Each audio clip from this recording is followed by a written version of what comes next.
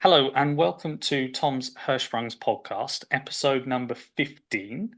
My guest this week is Melissa Jones. Melissa runs Hirschsprung's Disease UK's Facebook page, also has a daughter, Mia, with Hirschsprung's disease as well, and she's very kindly come on to tell Mia's story and her story to do with Hirschsprung's disease. We will also discuss the Facebook page as to why and how it was created and where it's going so far and possibly where it's going in the future. So Melissa, welcome to the podcast. Hello, thank you. So we're going to start with your daughter Mia's story. So Mia was diagnosed after a sort of a couple of days, and she's now 10, is that correct? Yes, 11 in July. 11 in July. So we'll start with Mia's story. So whenever you're ready, you can begin. Great, thank you. So, starting from the beginning, Mia was born 2 weeks early via planned C-section. But she weighed a healthy 7 pounds 4 ounces, and we had no idea that anything was wrong.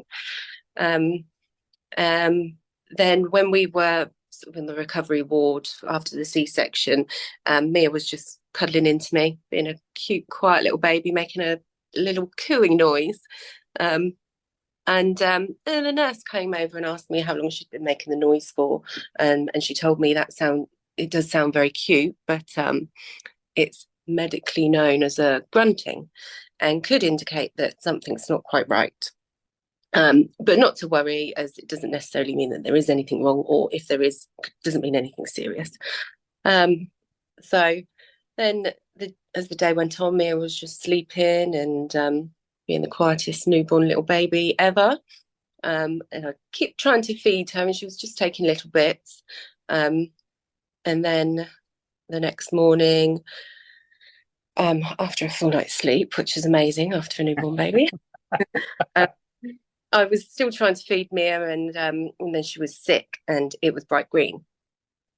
And so that sent off alarm bells with the doctors, and she hadn't still pooed. So she was moved down to the special baby care unit, where they took blood tests and x-rays, put feeding tube in, and put into a little incubator. And then, so the doctors came to me with the results of the x-ray, and they could see that something wasn't quite right with her bowels. And they thought it could be one of three options. So one being just a blockage, something simple, they could clear the blockage and all be fine. Two could be Hirschsprung's disease, which is where a part of the bowel or the whole bowel, depending on how much is affected, doesn't have any ganglion cells present. And these are the cells which make the bowel contract, essentially making you open your bowels. Or three, the bowel just hasn't grown properly and isn't attached to the rectum at all. So after some more investigations and tests, that we found it was Hirschsprung's disease. And this was done by taking a biopsy of the lining of the bowels, so they could see that there were no ganglion cells present. So from that, we were shown how to perform bowel washouts, which is what would help Mia to open her bowels. We've done these twice a day until she was 6 weeks.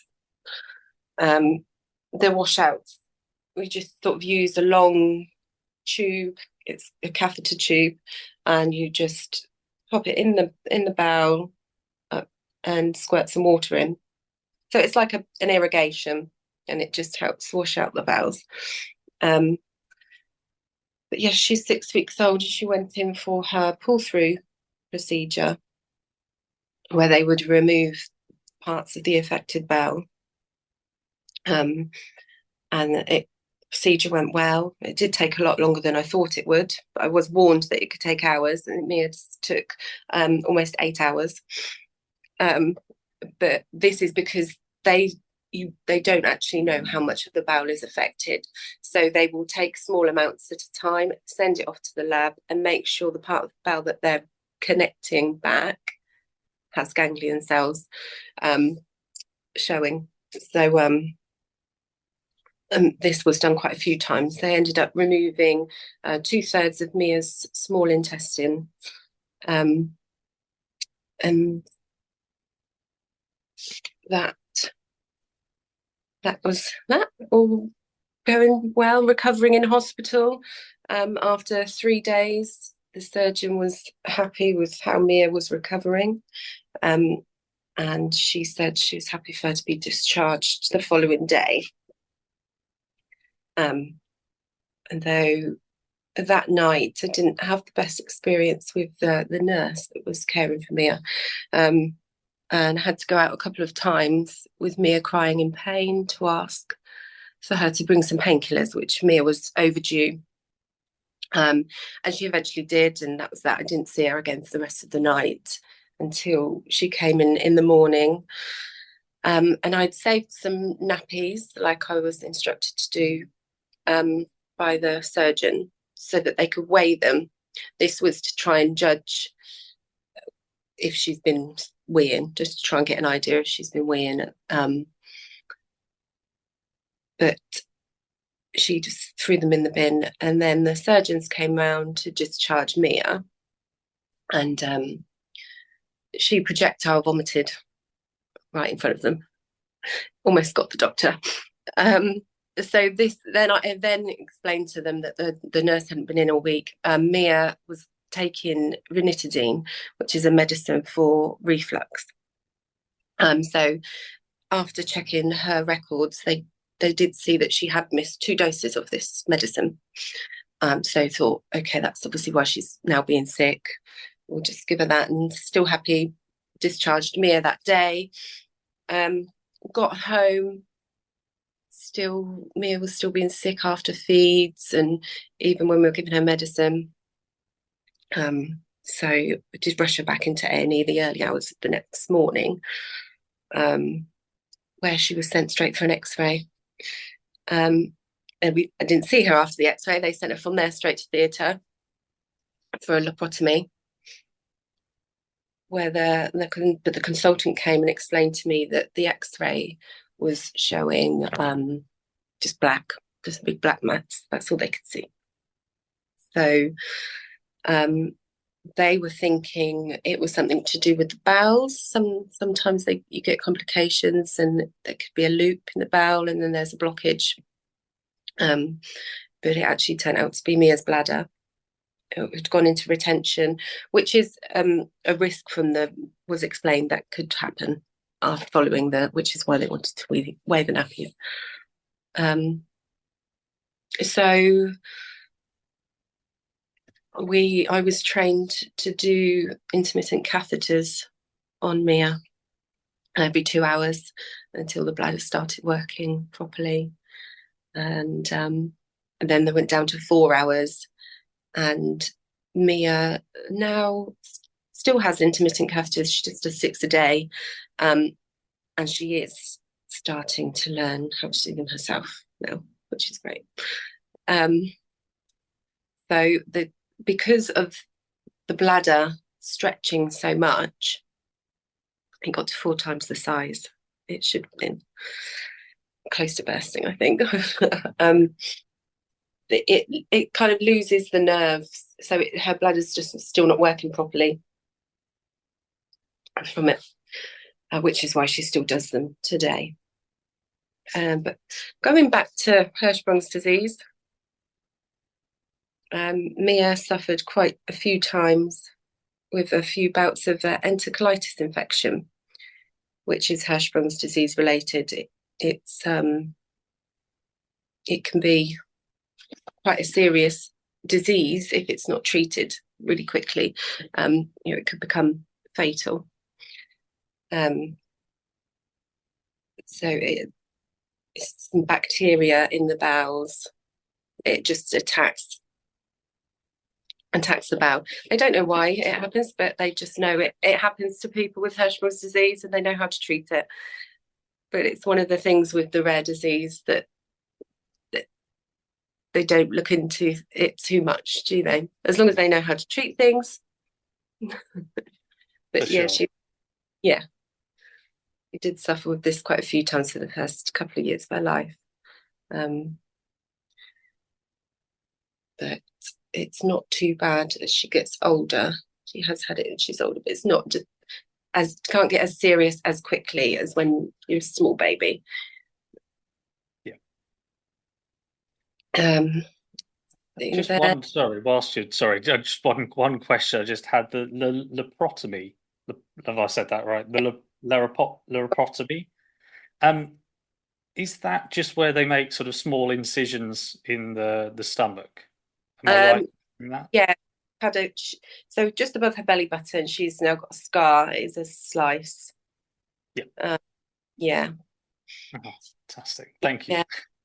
So, and actually, because she was such a small baby, now as she's growing, um, where it's scarred, she does have like, so they might have to sort of recut it so it's heals as she, yeah, she was so tiny, and it's kind of grown, trying to grow with her, but getting stuck. Hard. Yes, sorry. So No. potty training time came, and then that became clear that Mia had no control over her bowels. And then from looking at sort of previous x-rays that she'd had and then doing another one, it seems like Mia did poo, but it was always very loose. So it actually, they worked out that that's more likely to be an overflow stool. So where she's actually constipated, so her bowel's still not sort of working properly. So she's always getting backed up. And then, which can happen in Hirschsprung disease. I've had some people have the pull through operation and that works, straight away and everything's okay. But a lot of times there are complications like this, and you just need a bit of help. Some people would need a stoma or other things. People think, oh, you've had bowel removed, you're fixed, it's cured. Yeah, it But doesn't it's work like that. Not always. no. Um, and yeah, she still does it to this day. She still have bowel washouts. It just keeps the bowel clean and clear, and she now just that's how she opens her bowels. It's once a day, and that's it. She's also learning how to do that herself. That's So fantastic. yeah, uh, Excellent. yeah. Lovely. Well, thank you. Thank you ever so much for sharing. So you say that Mia does the washouts sort of once a day, and apart from that, sort of happy, healthy, gets on with everything, and what have Well, you. we do have the odd hiccups where she sort of has to go into Sure. hospital. She could be getting backed up, so sometimes we'll have to do a couple of washouts. We're learning as she's getting older. We are learning, and things are getting better. She knows, or my tummy doesn't quite feel. She says it still feels full. Yeah. So that we'll do a couple of washouts. It is for Hirschsprung disease sufferers, as I'm sure you'll agree.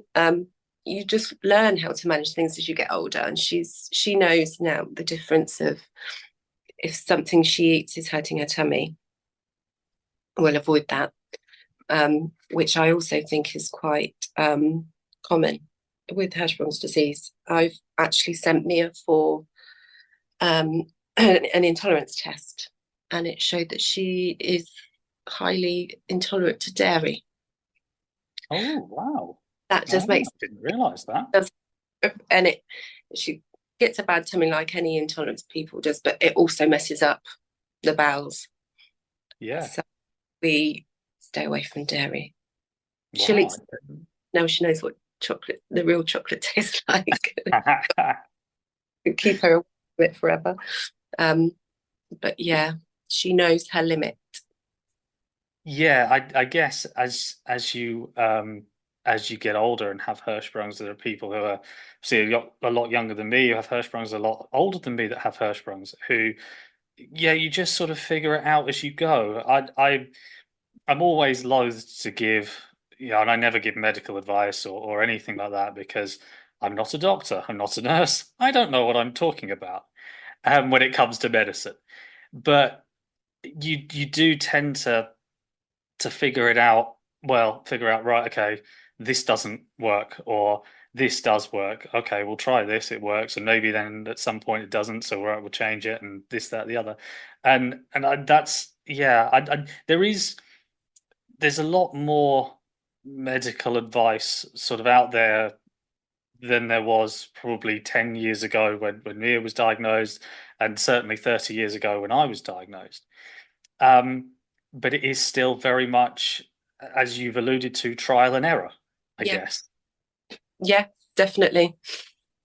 Yeah, So, so from this point, obviously one of the main things I look for in the podcast is some really inspirational stories, and that's why I really wanted you on the podcast because you then, from Mia's condition, then set up a Facebook page all to do with Hirschsprung's disease, or specifically Hirschsprung's disease for people in the UK, people like me. yeah. Which again, something I know I've mentioned this on previous episodes, but 30 years ago, I know Facebook didn't exist and whatever, Mm, but something that certainly me and my parents would have been so glad for, because I never knew anyone else with Hirschsprungs until I was 25 and until I yeah, met somebody with Hirschsprungs.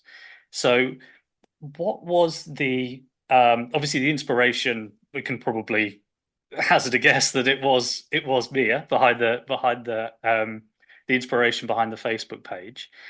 But why did you think, right, this is what I want to do. I want to set up this Facebook page and get people together in a sort of community.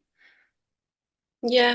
I just, because I felt so alone and I didn't have anyone to talk to, and I could research on Facebook and find American based ones, and it's very difficult because they use different medicines, different bum creams, even for when they have the terrible nappy rash, and different procedures, and they don't believe in the bowel washouts or anything. They just different managements after. Um, so I thought, oh, there must be more people out there in the UK like me, parents of Hirschsprung's disease struggling. So I just set one up. Yeah, And yeah, I did. You get members pretty much straight away, people requesting to be members. And um, it's great to be able to give advice to people, or just say to someone, I know what you're going through. Um, and I think it's nice to for yourselves to go and speak, just say something because I know you'll get it, sort of thing. Um, so yeah, that was yeah. it. No, it's it, fantastic. I totally get that. I've speaking to my parents about Hirschsprung's. One thing that they've said is that they did feel very alone. Yes, the hospitals were great and fantastic with medical information, and yes. X is Y and whatever. But actual, okay, what's it like to live with? What does it look like on a daily basis? What washouts and medical stuff, all of that stuff, very, very helpful with. Mm-hmm. But actually, what are people's experiences? And we didn't have those experiences. But thanks to people like yourself and for setting up Facebook pages and having what you close to about 2,000, give or take, members, Yeah, just slightly under, yeah, um, of people sharing their experiences. People, I imagine, are very, very grateful, and something I just wish would have happened 30 years ago. Would have been really, really helpful. But the fact it's going on now is fantastic, and kudos to you for that because I think it's I've read obviously a few things, and people just asking, general advice, is, not sort of big medical questions of, well, how do I do this and whatever, but just sort of, what's this Just like to live with? What's somewhere how? to turn to. Um, yeah, and No, just things like, oh, what do you use as a distraction whilst you're performing your baby's washout? And you wouldn't get that from a doctor. no, no, no. You don't go and use, an iPad or whatever it might be. But yeah, no, and just sharing little bits of info and going, right. Oh, actually, I haven't tried this or that, or like the different distractions. I think it's yeah, I think it's absolutely fantastic. And on that point, um, obviously we talked about the size of the communities of 1800 or so. How pleased are you with the community response? Was it more than you thought? Would you thought you'd get like a few hundred or several thousand? I can't, so I wasn't thinking about that when I set up the page, but as the time went on, I thought, oh my gosh, even when it got into the hundreds, I thought, wow, this has got a good response. But obviously, like I thought, there must be so many people out there. And it's not just, there are people on the page that don't live in the UK. I'm not going to not approve a member request just because they don't live in the UK, but it's very obviously the terms of and the medicine, everything's all UK related. But yeah, I'm overwhelmed, and I still am approving member requests daily. So I think it's just going to continue to grow, which is great because that means we've got support out there for parents and people with Hirschsprung's disease. Yeah, no, fantastic. I like the fact there's no border controls on the Facebook page. You can accept anybody. Don't have to Yeah, be a UK resident.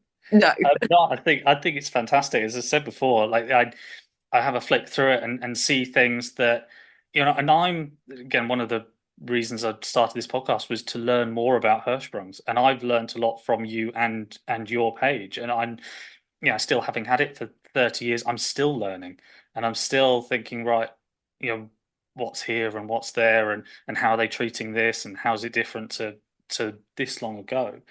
Um, a couple more questions on the page, really. Are there any parts that, or any experiences that have happened because of the page and the Facebook page that particularly stand out for you? yeah. So obviously, I get I comment on people's posts and like to help out, but I did in particular meet this lovely family, a lovely woman called Shannon, who messaged me her baby. I think it was about 2019. And so we sort of blossomed a friendship. She came down to Oxford and met up, and yeah, she was really, really thankful that I offered the support and could sort of help her. This was before her little boy had the pull through operation. He's a baby, so it was back to what I said, when you at that stage, you just feel so alone.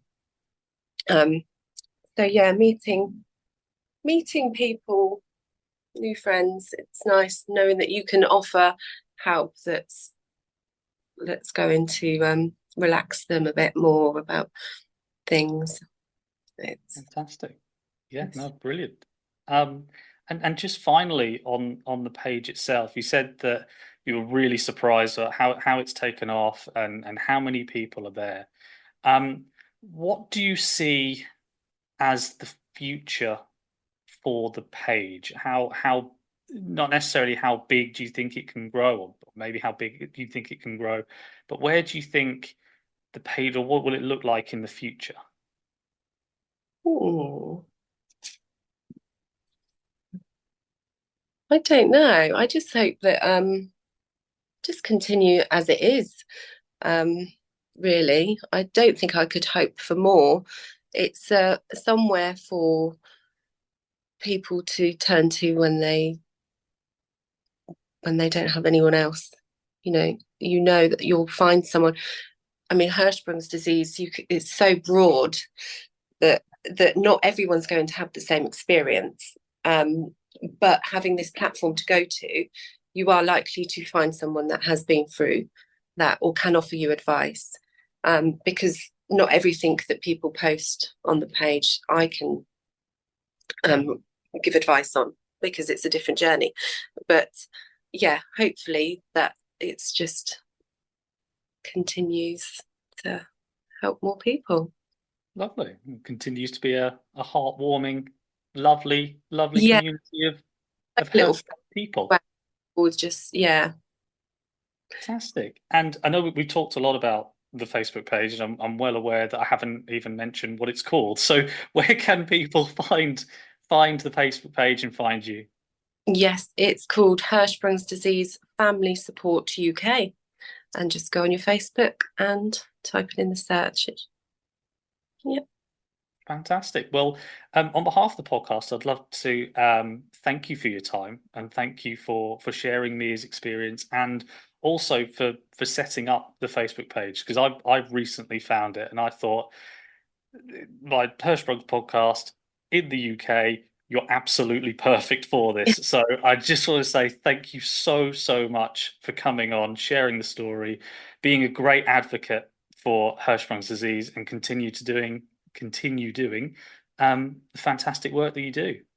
Oh, it's my pleasure. Thank you for contacting me. Uh, Great to talk on your show. Lovely. Thank you very much.